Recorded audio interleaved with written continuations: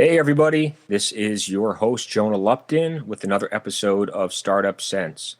So, this is episode number 77. For those following, I actually took about a 2-year break from the podcast to kind of focus on some other things. So, I'm super excited to be getting started again. And we have a great guest today. His name is Clinton Senkow. He's actually calling us from Canada, and he is the co-founder and chief operating officer of Influencive. Clinton, how are you today? Jonah, I'm doing great. Thanks so much for having me on the show. Very, very welcome. Glad to have you. So I really like what you guys are up to at the company. It sounds like your mission is kind of similar to what we're doing on the podcast here, trying to inspire others, educate them and whatnot. So, we'll jump into all that pretty soon, but why don't you just give us a quick background on yourself? Yeah, for sure. As mentioned, I'm a co-founder, chief operating officer of Influencive. But just to kind of, give the listeners just a little bit of a background my past few years. So I really found a passion actually, for techs and startups. It was probably about 2-3 years ago where I found myself reading a lot of TechCrunch. And I just came across a lot of cool companies and entrepreneurs that were doing really cool things and, creating products I've never heard of, raising a lot of money. And I was just like, this is crazy. Like, it looks like this is an industry that I should be in. And I've always been, I've always liked entrepreneurship and always, liked tech and electronics and stuff like that. So that's where I just kind of started to get involved in the startup scene a little bit up here in Canada.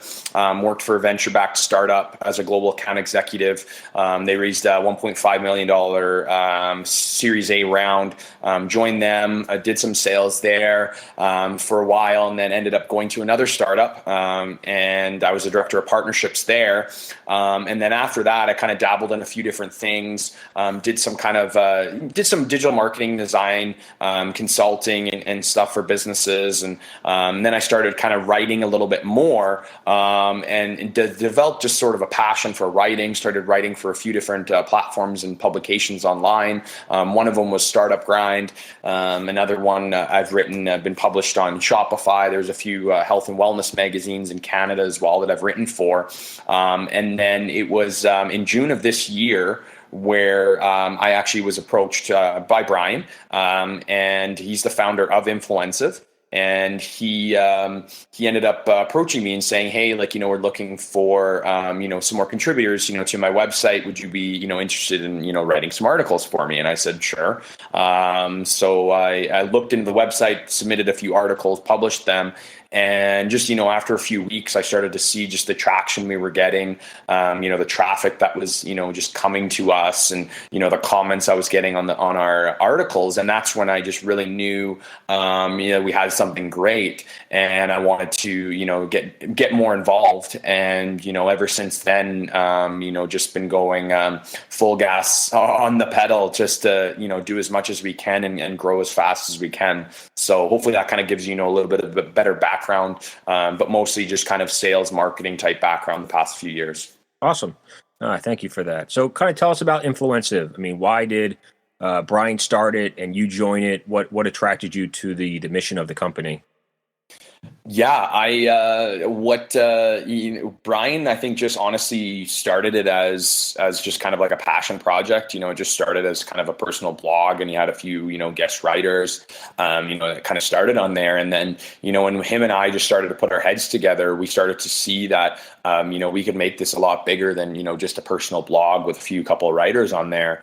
We noticed that there was just a need out there, with content online that provides, readers from, anywhere in the world, whether they're an entrepreneur or whether they want to be an entrepreneur, with really actionable advice, really actionable, information and resources. And ultimately, that's what we decided to do, with Influencive, and what we're currently building is, we want to build a platform that, teaches, trains, and inspires the next generation of leaders. And that's, what we're doing with all the contributing writers that we have now. now that are, publishing to the site is, a lot of the articles and the content that we focus on is very action driven. It's very relatable.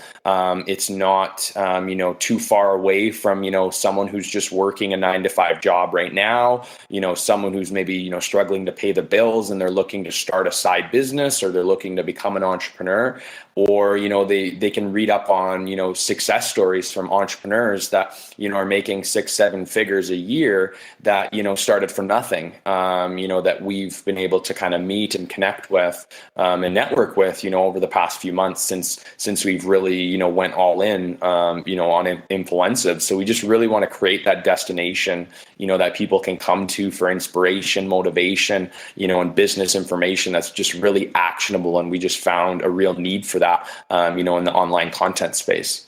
That's awesome. Yeah, I mean, I've been scrolling through the website, the past few days ever since we set up this interview, just trying to get a handle for what what the content is like. And I agree, actionable is a good word to describe it. It's very timely, it's very genuine. It's different content that you would see on, like entrepreneur.com or whatnot, which I find that there's a lot of other sites. It's just very generic information where there's nothing really actionable in it. Right. And then you have the tech crunches and the Mashables, which are very, tech driven. They're reporting on the big VC backed companies, but right. A lot of that isn't relatable to your, like you said, kind of the bootstrapped entrepreneur, the person that's trying to start a side business. Right. Why do they, they can't relate to that guy or that company, that startup that just raised $50 million in a Series B round. Right. They're trying to get started and they need help, and in that, whether it's motivation or just some really good advice. So what is your audience? And then, I mean, I guess you kind of already answered that, but how do you find the audience? Like, how are you guys driving traffic to the website?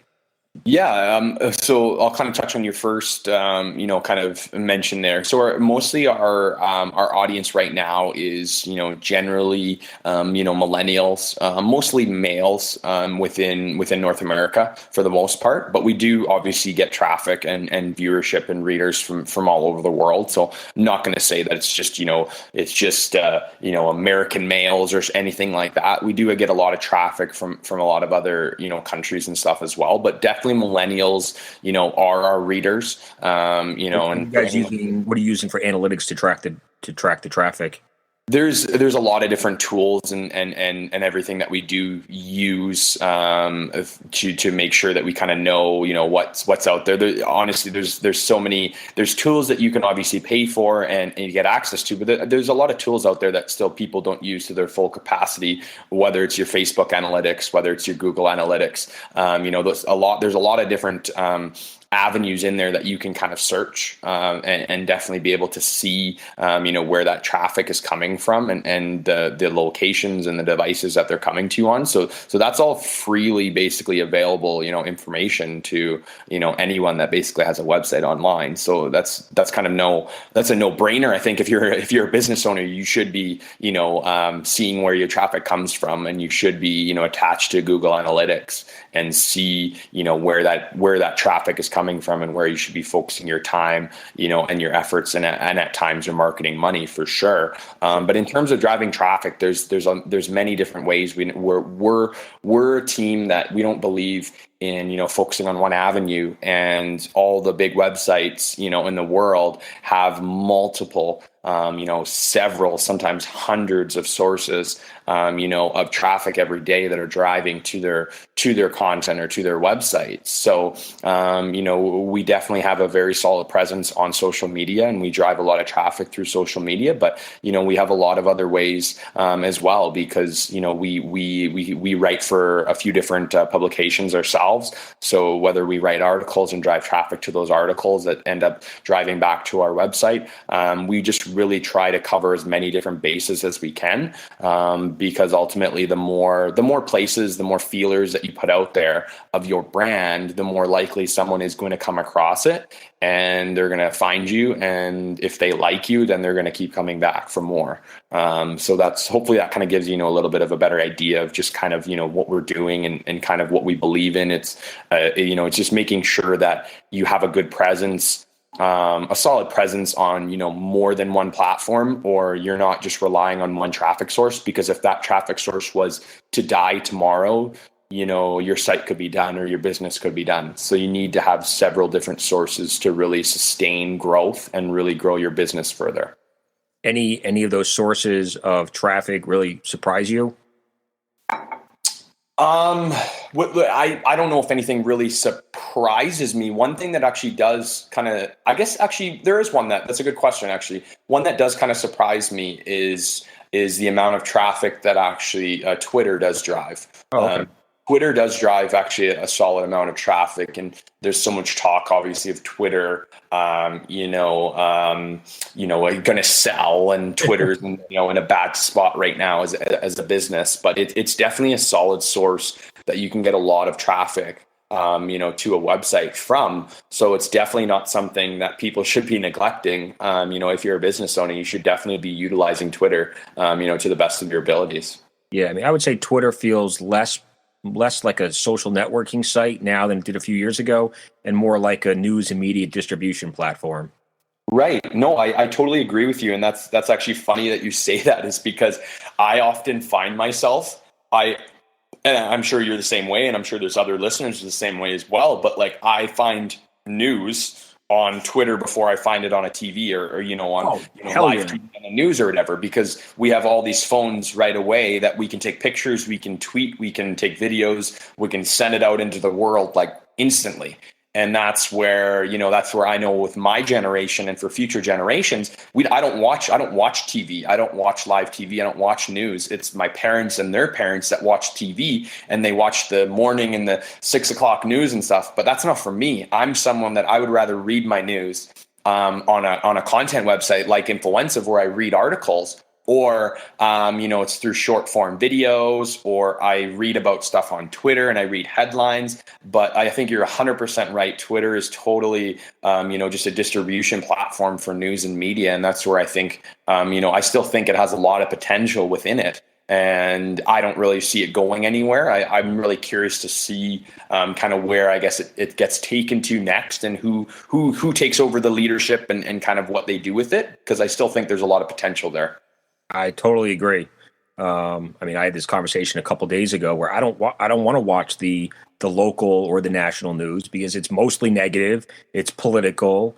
It's the tragedies of the day, and that's just I don't want to know who died in a car accident or a fire, or it's crazy how negative it is, and I guess that's what drives viewers. But right, I agree. Websites like you guys have created, Influencive and Twitter, you can really hone in on the topics and the trending,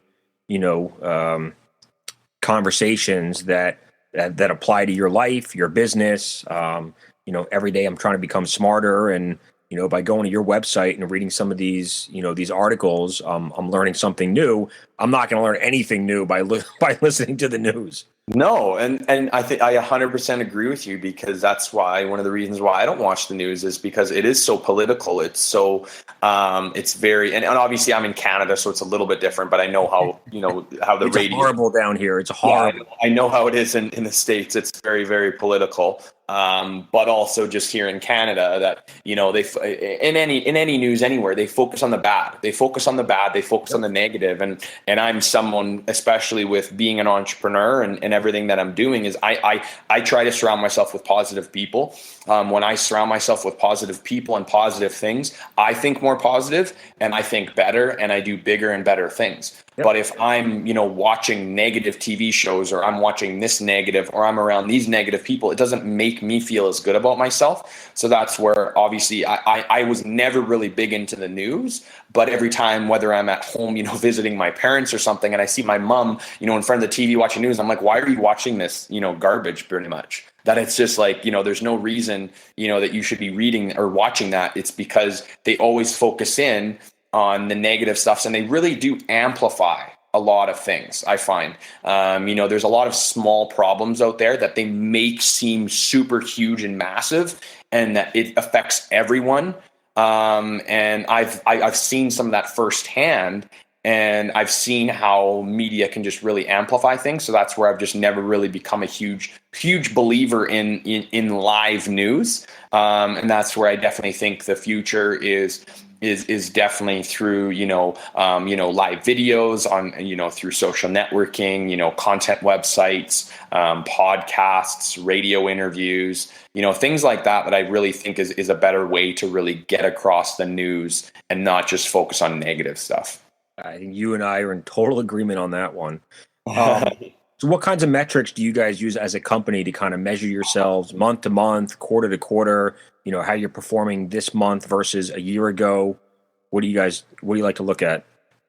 Honestly, the best way to kind of, answer that is I think, as a business owner, and when you're building a business, whether you're starting from scratch, I think the biggest thing that you need to kind of do is it awesome to, grow month to month, double your revenues, double your exposure, double anything or everything that, you're doing. Yes. But, one of the things that I think is most important, and I think Brian would agree as well, is, the biggest thing is when you're building a business is you need to be taking, analytics, and you need to know what's working and what's not working. And I think that's one of the areas that I feel, a lot of business owners and just businesses in general need to focus on more than, I need to make more money next month. It's important to make more money than you did, next month than you did this month. But it's also more important to know what worked this month and what didn't work. So then you can adjust it and change it for, the future, whether it's in 5 months, 6 months, or 12 months. And what I mean by that is, we're two people that we really believe in testing out different things. If we come up with an idea, or we have an idea, whether it's, Brian has it or I have it, it sounds logical. It sounds like something that, that might get us a little bit more traffic, a little bit more exposure, might be a solid revenue generator, whatever it is. We want to test it out. We want to try it.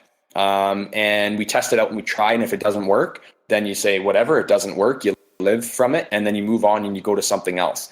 So I think those are, when it comes to the metrics, that's what we really try to focus on, is we try to focus on what works and what doesn't work, and knowing why it doesn't and why it does. And the things that really do work, when they do work, that's when you double down. And that's when you 10 times things, and that's when you 5 times things. And when things really work well, that's how you grow your business, is because you found that secret formula, or you found that secret, whatever it is that works for you and your business and your niche or your service, and really just take that and, drive it to really grow your business. So, it might not be exactly, the answer that you were kind of thinking for, but that's, I think, kind of the best way to kind of characterize, with us and what we're doing, with Influencive, and just kind of our, mindset when it comes to continuing to grow, the website. Awesome. So how many writers do you guys have on the site? How do you find them? How do you qualify them?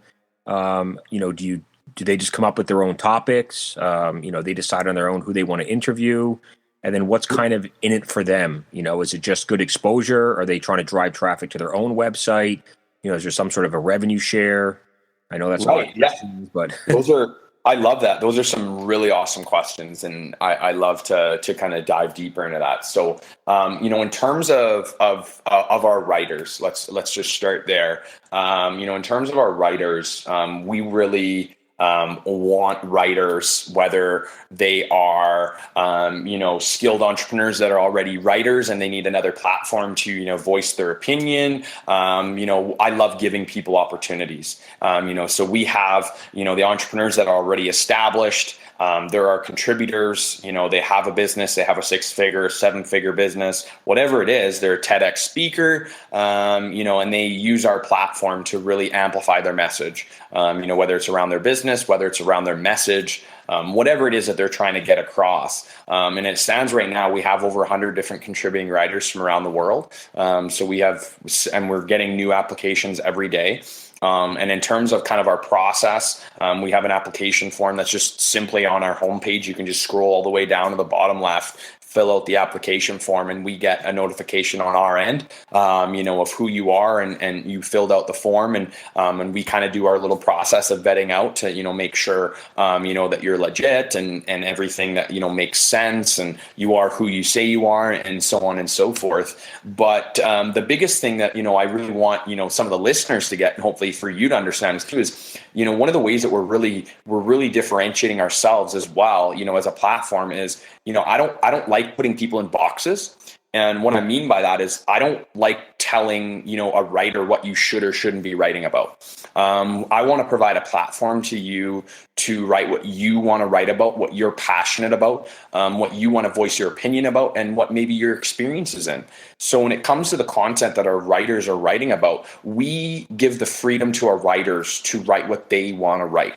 For the most part, everything that we have right now within Influencive has to do something with business or entrepreneurship, because that's what really, what drives Influencive. But we do have articles, on the website right now that are around mindset, whether it's around lifestyle and wellness, whether it's about staying, healthy and fit as an entrepreneur. We have some writers that focus on that kind of stuff. How having the proper mindset, in business, from how to get back up from setbacks that you experience in your business. So I hope, that's clear to, both yourself and the listeners that, we don't like putting people in boxes, and I hate it because I know myself, I don't like when someone tells me, you're a good writer, but you need to write about this. Right. I'm not as passionate about that if you're telling me that I need to write about it. And it's harder for me to write about that because you're putting me in a box. And I feel like there's a lot of other websites and there's a lot of other platforms that are out there that kind of put you in those boxes. And we don't want to be that platform that does that. We want to be the platform that provides you an opportunity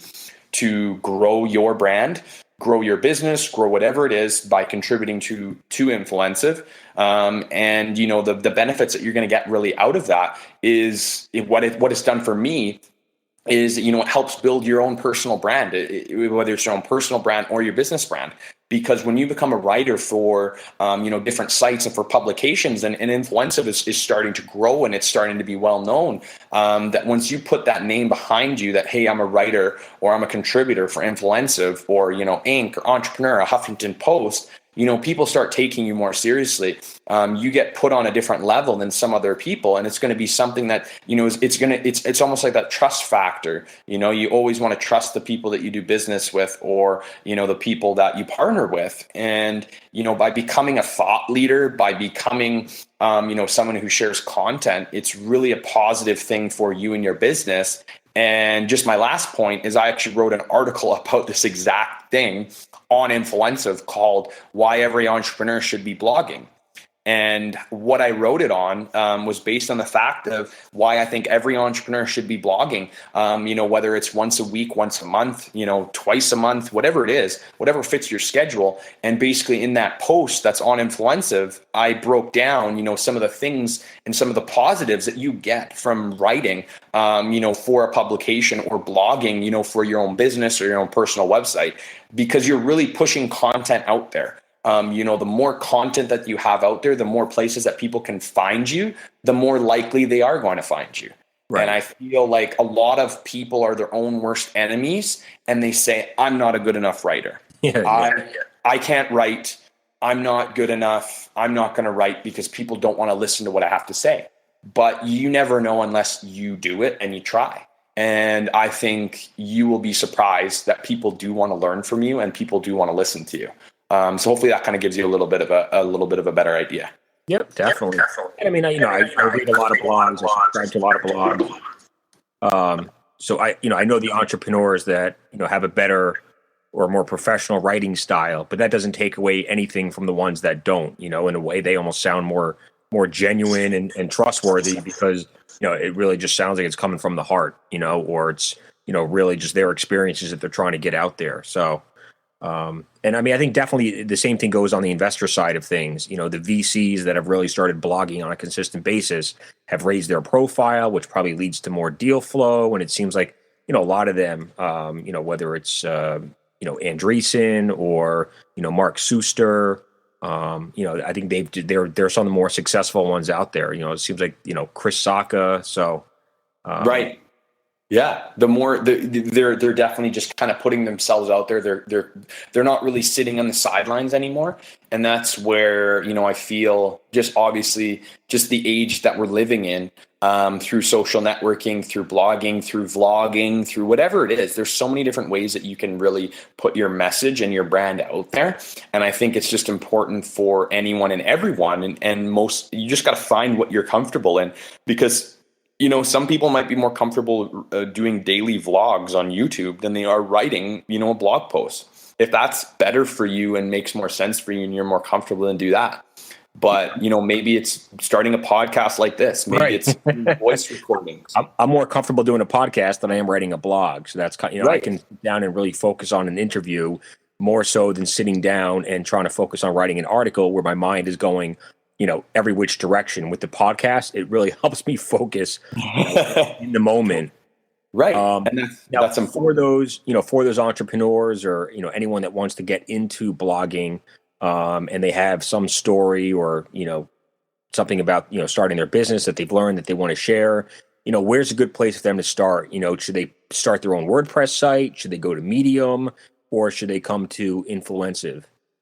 Honestly, I think there's a lot of different ways they can start it, and I think the biggest thing is just starting, and that's honestly what it is. The biggest thing is just starting. I think people just think too much about it, and they're like, "Where should I go? What should I do?" There's 25 different options, and ultimately, it's just deciding to make a decision. And I think there's nothing wrong with starting a Medium blog and, blogging yourself, getting a few likes, getting a few followers, getting a few shares there, because then, you're starting to do something. There's other platforms as well that you can become a thought leader on, like Quora. Quora is great for answering questions, becoming a thought leader in a certain industry. If you're experienced in something, go on there and spend 30 minutes a day answering questions. Yeah. Over time, you're going to start building up that brand. You're going to start building up, that thought leadership in a certain topic, and people are going to become, respect you, and people will know you for, being the person that, answers questions about insurance because you're an insurance broker.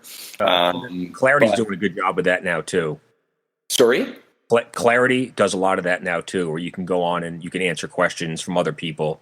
Oh, really? I never knew that. Oh, yeah, cool. Yeah, because I get almost, I don't know if it's every day or every week, I get an email newsletter from them, and there's a whole bunch of different questions that people have asked, and then it's kind of that that same forum where different people are answering the questions, and then you click, it's their way of because a lot of the people that are on Clarity are trying to get consulting engagements out of it. So, they want to answer questions for people, look like a trusted expert, and then hopefully maybe get some business out of it. I'm sure some of them are doing it just for the, kind of the pay it forward mentality, but, others Right. are, which is fine. I mean, there's people out there that have a lot of expertise and they should get hired, for certain things. Right. And that's where, so yeah, honestly, just the best way I think is just choosing, what's good for you. And that's where you could test out a few different avenues, write a Medium blog if you want to test out writing, start a YouTube channel and do, 1 minute videos a day, or do 2-minute videos a week, talking about, things, and experiences that you've had at work or, in your business throughout the week. There's a lot of different, areas that you can go, but I think, to become a blogger, to become a writer, I think the most important thing is just believing in yourself and saying, I'm going to start writing, and I'm just going to write something. And if one person likes it and one person gets something out of it, then that means that I did something right. And that means that people do want to listen, to what I have to say, or, my experience is important, because the way that I see it is we're in an information age. And we want to know as much information about anything and everything, as we can as humans. And it doesn't matter who you are. Everyone comes from a different walk of life. And I think everyone has a different story or a different way that they can, say something, or, lend their expertise, or lend, their experience with something. So that's where I think it's just most important, is just doing it. Start a website, start a blogger. You can start free things on blogger.com, wix.com, WordPress. There's so many different ways that you can do it. You just got to find what works for you and what you're comfortable with, and just do it. So back to the business side of Influencive. What's I love asking this question. What's been your biggest failure so far? with the company, and then your biggest success, or what are you the most proud of? Yeah, no, that's a good question. In terms of the biggest failure, the way that I like to kind of answer this question is, Brian and I have been involved in businesses and startups, successful ones and unsuccessful ones, over the many years, we've been doing this. And the way that I like to say this is, up until this point with Influencive, we haven't really had anything that's, been super stressful or, been a big, huge roadblock, we've had to overcome yet. But with our experience, Brian and I, we know that something's going to happen. I know it's inevitable. I'm a positive guy. Brian's a positive guy. We've done this stuff before. I know something's not going to work out well, or something's not going to work the way that we want it to work. But we have that mindset that we know that that's going to happen. So when it does happen, we will make the right adjustments, and we'll make the right, actions to overcome it and, take us to the next level. It won't hinder us. Because it's not our first time doing it and being like, oh crap, that didn't work out as well. What are we going to do now? We're really, a really cohesive team that we know, when that happens, we'll get over it and it's fine. So in terms of, a huge failure that we've had, I'm thankful to say up until this point, knock on wood, of course, there hasn't really been anything, huge, massive roadblocks we've had to overcome. But, I'm someone that I'm very realistic. I love to, think of the goals and the dreams of where we want to go, but I also know that there's going to be tons of adversity. There's going to be tons of hills that we're going to have to climb and overcome. And, Brian knows that as well. So we'll deal with that obviously when it comes along. But, in terms of, successes that we've had to date, there's a lot of different successes. And I think the biggest one that, that I would like to say is that we've realized that, this is bigger than just ourselves. This isn't about, us just creating a website ourselves and, all these people, writing and sharing and commenting. We've noticed that this is a lot bigger than ourselves. And what I mean by that is, we have writers coming to us all the time, that are, having articles that are shared 500 times, 1,000 times. They're getting, people are coming to talk to them for advice. They're becoming thought leaders, whatever it may be. We're really just providing that huge opportunity for people, to really build their brand and build their business, through a content platform. And, I think that's one of our hugest successes is just having, the countless amount of people over, the past few months with, of course, you're always going to have the negative people that are going to say something, or you're not doing this right, or what are you doing here? But, over the last few months, we've really had a lot of people, people that I know, or I don't even know, that I'm just connected to on social media that, send us messages or send us emails and say, hey, I love what you guys are doing. I love the message that you guys are taking, with Influencive. I love the path that you guys are taking. I love everything that you guys are stand for. This was needed in this space so bad. Thank you so much. And it's, it's things like that's a success to me, because that means that what we're doing and what we're building has a greater cause, and we're impacting people. And I think that's what really spells a success, because when you impact people and people really, feel for what you're doing in your product or your service, that, if you keep doing that and focusing on that, the success will come and you will get there wherever you end up, being. So I think that's probably, the biggest success that we've had to date, is just knowing that it's not just us. This is a lot bigger than ourselves, and we're impacting as many people as we can. And ultimately, we're only just beginning. This is only the start. We want to continue to impact and inspire, as many people as we can, with the platform. That's awesome. I think in some ways you guys are creating a platform to help the next, Tim Ferriss or Lewis Howes or John Lee Dumas, kind of, begin their little empire. Those are three guys that, I've learned a lot about John Lee Dumas just from you, reading the article that you wrote about him. And I didn't realize how successful he had become in such a short period of time, using his podcasting. That's incredible. So for anyone listening that wants to, there's just a lot of good content on your website, but this one in particular, when did you do that one? I did that published it a couple weeks ago, I believe it was. Okay. Basically, yeah, John Lee Dumas was, he was an Army vet that in 2006, did a couple tours in Iraq or Afghanistan, came back, worked a couple different jobs over 6 years in multiple different industries, and then ultimately decided in 2012 that he was going to start a podcast. And he said, I'm going to start a podcast interviewing entrepreneurs every day. And ultimately, that has led him to 4 years later, grossing 7 figures, in his business and in his podcast. That's incredible. Those are big numbers for a podcast. Exactly. And that's where, it's that those are the types of stories and those are the types of people that we love, shining a light on, because yet again, that's an unconventional way to build a business, to build the life that you want, that you desire, that, you always dreamed of. And that's ultimately the stories that we want, with Influencive. We want to hear those stories of someone that was, $20,000 in debt, and they decided to come out with this sales funnel and they sold $50,000 worth of their product. They were $20,000 in the green.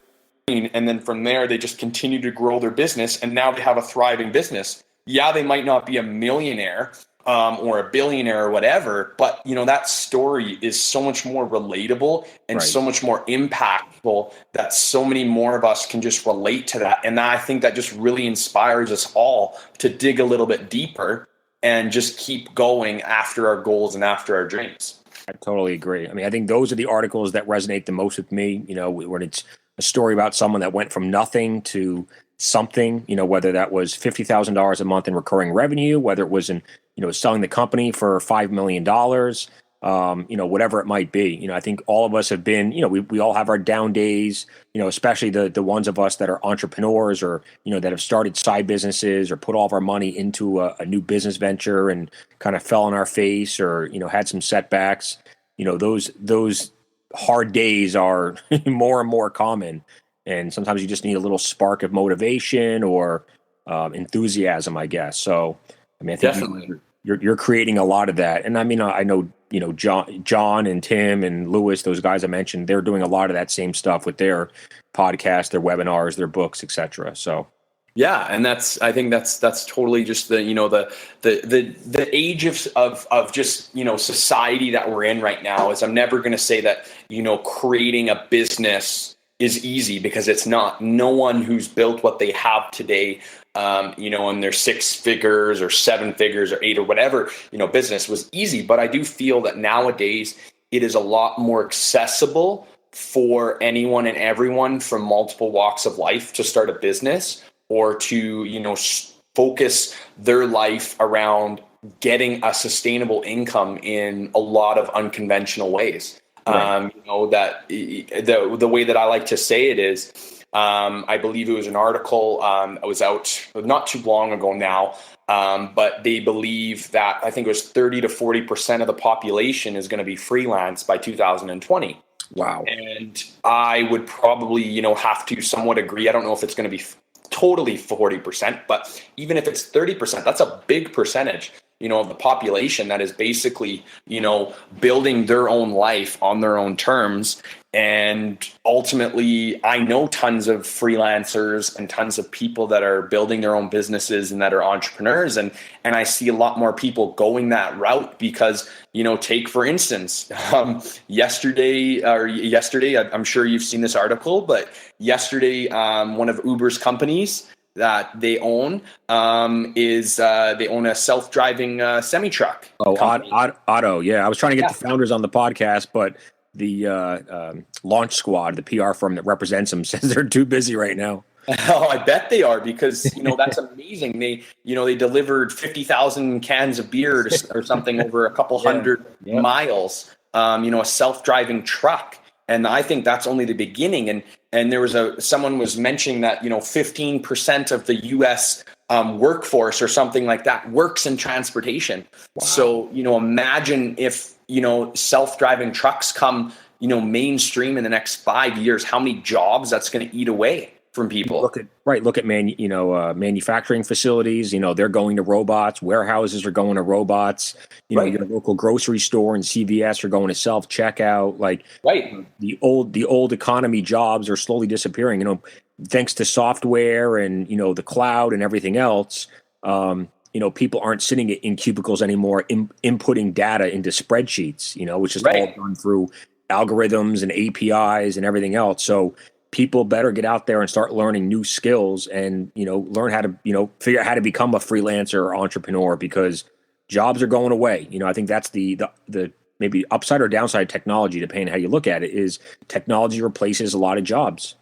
Totally. Yeah. It really is just streamlining a lot of industries and just wiping out a lot of industries as well. Yep. And that's where, I just feel like, people just need to kind of wake up sometimes and not be naive and say, oh, my job is still going to be here for the next, 5 years or 10 years or 15 years. It's because ultimately when you're the leader of an organization, you're the founder, the owner, the CEO, whatever you are, and you're in that position, I'm going to buy this piece of software that does this, compared to I'm going to pay, for 5 actual employees to do this.